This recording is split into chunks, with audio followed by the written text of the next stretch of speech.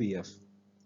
Vamos a tratar un tema muy importante para entender todos los otros temas que vamos a repasar después.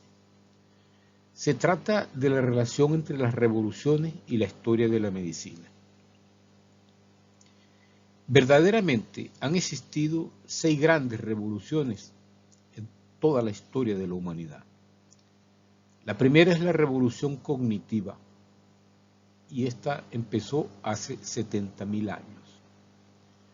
Luego tenemos la revolución agrícola, 12.000 años atrás. La revolución científica, que tiene que ver con el Renacimiento entre los siglos XV y XVI. La revolución norteamericana, 1776. La revolución francesa, 1789. Y la revolución rusa, 1917. En los últimos tiempos se está hablando también de la revolución de Internet, porque Internet cambió todas las maneras, todas las formas de relacionarse con el conocimiento.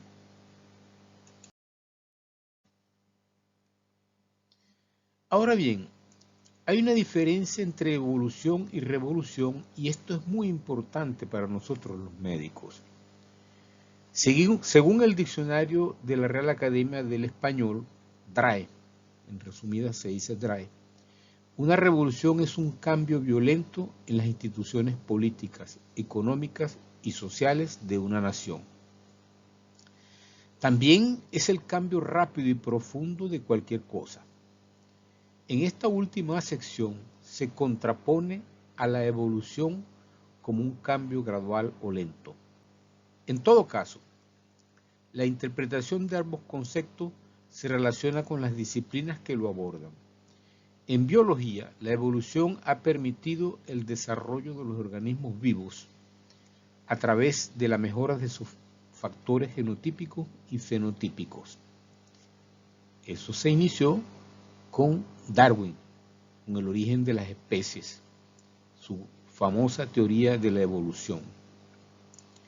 Mientras que en medicina, una revolución es una mutación que por lo general conlleva a una enfermedad. Les voy a recomendar, estimados estudiantes, la autobiografía de Charles Darwin. Es verdaderamente una autobiografía escrita con gran pasión y que nos da muchos ejemplos de cómo este científico estudiaba, con qué pasión escribía y hablaba de sus investigaciones.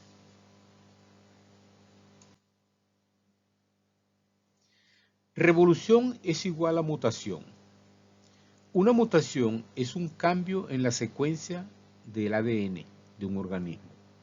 Las mutaciones pueden producirse a partir de errores en la replicación del ADN durante la división celular, la exposición a mutágenos o infección viral.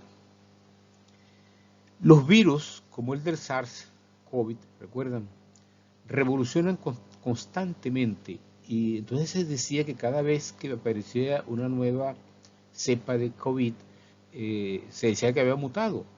Era una revolución y cada una de las mutaciones era peor que otra. Entonces, eso es una mutación, una especie de revolución, pero dentro de la biología. Ahora bien, conversemos brevemente acerca de las grandes revoluciones y cómo vamos a asociar esto con la medicina. La primera gran revolución es la cognitiva, que empezó hace 70.000 años y consistió en pensar, recordar, comunicarnos y aprender. Así nosotros nos separamos de nuestros familiares simios, parecidos a los monos.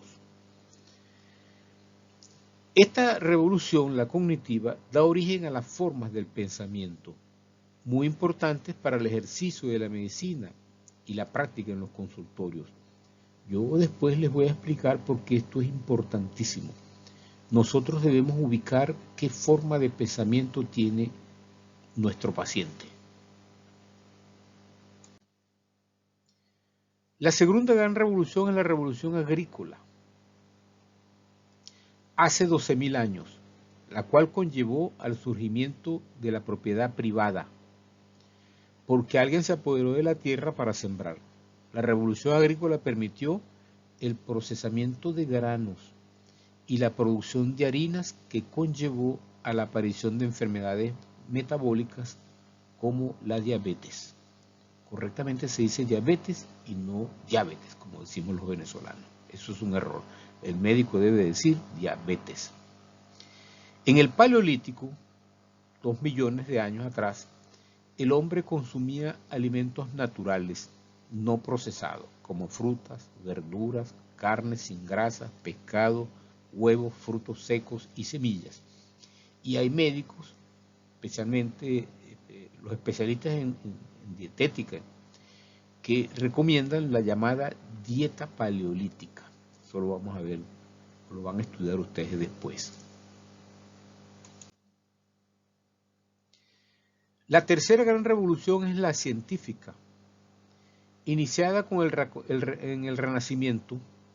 Aquí hay grandes personajes que ustedes conocen como Copérnico, Galileo, Kepler, Torricelli, Gutenberg, que inventó la imprenta, y con la imprenta se van a establecer una comunicación a través del papel.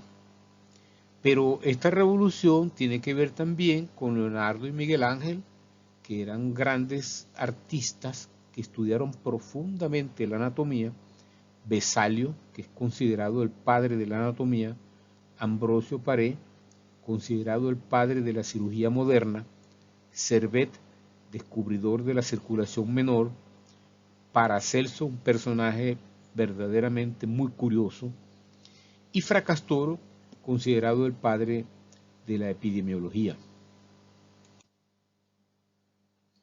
Ahora bien, las revoluciones mencionadas, las tres anteriores, la cognitiva, la agrícola y la científica, tienen que ver directamente con la cultura en general, mientras que las tres restantes involucran la política directamente, y la primera de ellas fue la Revolución Norteamericana en 1776, que consiste en la fundación de los Estados Unidos, y eso constituye el renacimiento de la democracia como la entendían los griegos.